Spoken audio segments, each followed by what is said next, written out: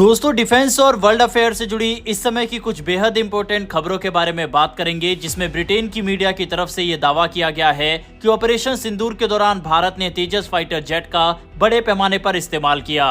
इसके अलावा भारत में खड़े ब्रिटेन के F-35 फाइटर जेट की पार्किंग फीस को लेकर इस समय कई खबरें सामने आ रही है और इस फीस को ब्रिटेन की जगह भारत पे कर सकता है। इसके अलावा पाकिस्तान और चीन की तरफ से इस खबर को काफी ज्यादा फैलाया गया कि जल्द ही Pakistan 5th generation fighter jet को चीन से लेगा, लेकिन अब पाकिस्तान के डिफेंस मिनिस्टर ने इन सभी खबरों को फेक बताया है और इसे चीनी फाइटर जेट को बेचने की टैक्टिक बताई। और भी कई खबरों के बारे में इस वीडियो में डिटेल में बात करेंगे, इसीलिए वीडियो को अंत तक जरूर देखिएगा। तो चलिए शुरू करते हैं इस वीडियो को। एक बार फिर ब्रिटेन की military aviation magazine air force monthly ने भारत और पाकिस्तान के बीच हुए हालिया संघर्ष को लेकर एक बड़ा दावा किया है। इस बार निशाने पर है भारतीय वायुसेना का स्वदेशी fighter jet LCA Mark 1। Report कहती है कि 7 मई 2025 की रात जब ऑपरेशन सिंदूर शुरू हुआ, तब IAF ने 20 से ज्यादा तेजस Mark 1 फाइटर जेट को तैनात किया, वो भी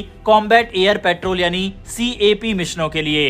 एयरफोर्स मंथली का दावा है कि इन 20 प्लस तेजस जेट्स में ज्यादातर फाइनल ऑपरेशनल क्लियरेंस वर्जन थे और कुछ पुराने IOC वर्जन भी शामिल थे।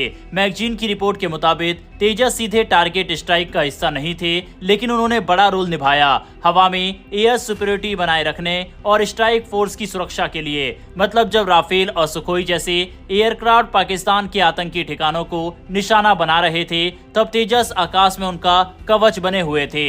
हालांकि इस रिपोर्ट पर कई सवाल भी उठे हैं। एयरफोर्स मंथली पहले भी पाकिस्तानी एयरफोर्स यानी PAF के पक्ष में झुकी हुई रिपोर्टिंग के लिए जानी जाती है। इस बार भी रिपोर्ट उन्हीं सूत्रों के हवाले से आई है जो PAF से जुड़े हैं। कई रक्षा विशेषज्ञ मानते हैं कि तेजस की इतनी बड़ी संख्या में तैनाती खासकर पुराने IOC वर्जन की थोड़ा बढ़ा चढ़ाकर बताया गया है। असल में ऑपरेशन सिंदूर में भारतीय वायुसेना ने अपने सबसे एडवांस प्लेटफॉर्म का इस्तेमाल किया। Rafale fighter jet, Sukhoi 30 MKI और मिराज 2000 जैसे विमानों ने PGM यानी प्रिसीजन गाइडेड मिसाइलों से स्ट्राइक की। इनमें एयर लॉन्च ब्रह्मोस जैसी घातक मिसाइलें भी शामिल थी। तेजस Mark 1 का रोल शायद साइड सपोर्ट या सेकेंडरी CAP में रहा हो, जहां वह भारतीय सीमा के पास आकाश में निगरानी रख रहे हो, ताकि दुश्मन की कोई हरकत नजर में आए तो तुरंत जवाब दिया जा सके। कुछ जानकारों का मानना है कि ये पूरी रिपोर्ट इस मकसद से सामने आई है ताकि IAF की स्ट्राइक की धार को हल्का दिखाया जा सके।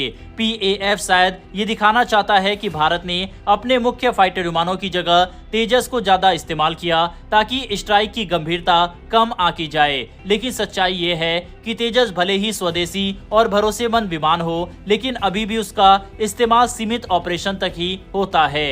इंडियन एयरफोर्स अभी अपने तेजस स्क्वाड्रन को धीरे धीरे अपग्रेड कर रहा है और असली ताकत Mark 1A और आने वाले Mark 2 वर्जन में होगी। हालांकि दोस्तों, ऐसी कई रिपोर्ट सामने आई है कि ऑपरेशन सिंदूर के दौरान 60 से 70 फाइटर जेट का इस्तेमाल हुआ था। ऐसे में यकीनन भारत ने तेजस फाइटर जेट का इस्तेमाल किया होगा, लेकिन मुख्य भूमिका में नहीं बल्कि सपोर्टिंग रोल में। भारतीय वायुसेना में अभी तेजस Mark 1A वेरिएंट नहीं आया है, कुछ ही महीनों में आ जाएगा। अगर ये फाइटर जेट भारत के पास होता तो भारत इसका भी इस्तेमाल मुख्य भूमिका में निभा सकता था, लेकिन पुराने वाले वेरिएंट से ये संभव नहीं है। इसीलिए ये कहा जा सकता है कि तेजस का इस्तेमाल सपोर्टिंग रोल में किया गया हो, न कि अटैक के लिए। हालांकि आने वाले समय में जरूर तेजस Mark 2 और तेजस Mark 1A पाकिस्तान के खिलाफ ऑपरेशन में इस्तेमाल होते हुए दिखाई दे सकते हैं। बढ़ते हमारी अगली खबर की तरफ, और ये खबर ब्रिटेन के F-35 फाइटर जेट जो कि भारत में है उसको लेकर आ रही है। दरअसल 14 जून 2025 को जब ये जेट इंडो पैसिफिक इलाके में मिशन पर था, तभी कुछ तकनीकी दिक्कत आ गई। पहली दिक्कत मौसम खराब था, दूसरी जेट का फ्यूल खत्म होने वाला था और तीसरी हाइड्रोलिक सिस्टम में गड़बड़ी आ गई।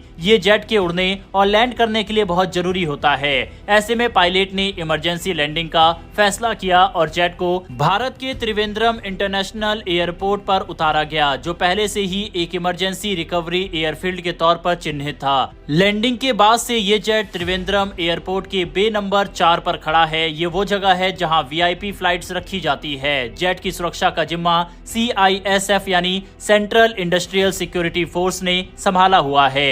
ब्रिटिश टेक्नीशियन इस जेट को ठीक करने की कोशिश कर चुके हैं, लेकिन हाइड्रोलिक खराबी अभी तक नहीं सुधरी। अब ब्रिटेन और अमेरिका से एक्सपर्ट इंजीनियर की टीम आने वाली है जो इसे रिपेयर करेगी। अगर वहां भी ठीक नहीं हुआ तो इसे एक C-17 ग्लोमास्टर विमान के जरिए ब्रिटेन वापस ले जाना पड़ सकता है। सोचिए कितना भारी खर्च होगा।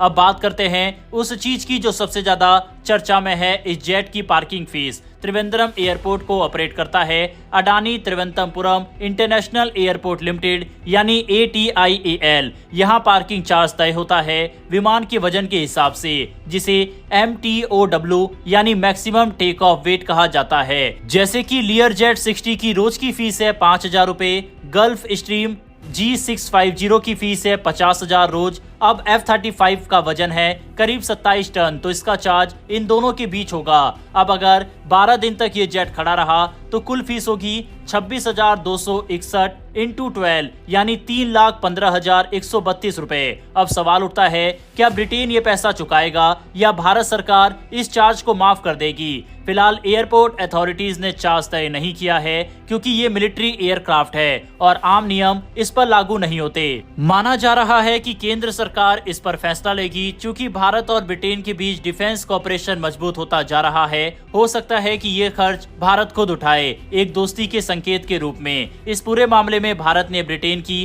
पूरी मदद की। इंडियन एयरफोर्स ने जेट को फ्यूल दिया, पायलट्स के रुकने का इंतजाम किया और यहाँ तक कि ब्रिटिश क्रू को वेस्टर्न स्टाइल खाना भी दिया गया। एयर इंडिया ने तो ऑफर भी दिया है कि जेट को एयरपोर्ट के हैंगर पर रख दिया जाए, लेकिन ब्रिटिश नेवी ने मना कर दिया। वजह थी इस जेट की टेक्नोलॉजी बहुत ही हाई सिक्योरिटी वाली है जिसे वो पब्लिक में नहीं दिखाना चाहते। ये पूरी घटना बहुत अनोखी है। ये पहली बार हुआ है कितना एडवांस और महंगा फाइटर जेट विदेश में खराब होकर फंसा हो। और खास बात यह है कि इसके खड़े रहने से एयरपोर्ट की फ्लाइट पर भी कोई असर नहीं पड़ा है, क्योंकि बे 4 वैसे भी VIP प्लेन्स के लिए ही होता है और वहां आम फ्लाइट्स नहीं आती जाती। बहरहाल दोस्तों, आपके हिसाब से इसकी फीस ब्रिटेन से भारत को लेनी चाहिए या इसका पैसा भारत को ही पे करना चाहिए? इस पर अपनी राय कमेंट बॉक्स में लिखकर बताइएगा। बढ़ते हमारी आज की अंतिम खबर की तरफ। पिछले कुछ समय से सोशल मीडिया और कुछ न्यूज चैनलों पर एक खबर तेजी से फैल रही थी कि चीन अपने advance stealth fighter jet J-35A को 2026 तक पाकिस्तान को देने जा रहा है। लेकिन अब खुद पाकिस्तान के डिफेंस मिनिस्टर ने इन खबरों को पूरी तरह से खारिज कर दिया है। यह चीन का अगली पीढ़ी का स्टेल्थ फाइटर जेट है जिसे अमेरिका के F-35 जैसी क्षमताओं के मुकाबले में बनाया जा रहा है। ये रडार में नहीं आता, हाई स्पीड पर उड़ सकता है और दुश्मन के इलाके में घुसकर हमला करने में सक्षम है। अगर ये पाकिस्तान के पास आ जाता तो उसकी वायुसेना की ताकत काफी ज्यादा बढ़ जाती। लेकिन अब पाकिस्तान के डिफेंस मिनिस्टर ख्वाजा आसिफ ने साफ कह दिया है कि ऐसी कोई डील नहीं हुई है। उन्होंने अरब न्यूज को दिए एक इंटरव्यू में कहा, मुझे लगता है ये सिर्फ मीडिया में है और हाँ, ये खबरें चीन की डिफेंस सेल्स के लिए अच्छी है। इसका मतलब क्या हुआ? सीधा सा ये कि ऐसी अफवाहें मार्केट में फैलाना डिफेंस कंपनियों को फायदा पहुंचा सकता है, क्योंकि जब दुनिया को लगेगा कि चीन का स्टेल्थ जेट बिक रहा है तो बाकी देश भी इसमें दिलचस्पी दिखा सकते हैं। बहरहाल दोस्तों, इस वीडियो में इतना ही। इन तीनों खबरों पर अपनी राय कमेंट बॉक्स में लिखकर बताइएगा। अगर आपको हमारी ये कवरेज पसंद आ रही हो तो हमें सपोर्ट करने के लिए नीचे दिए गए सब्सक्राइब बटन को प्रेस कर बेल आइकन को जरूर दबा ले।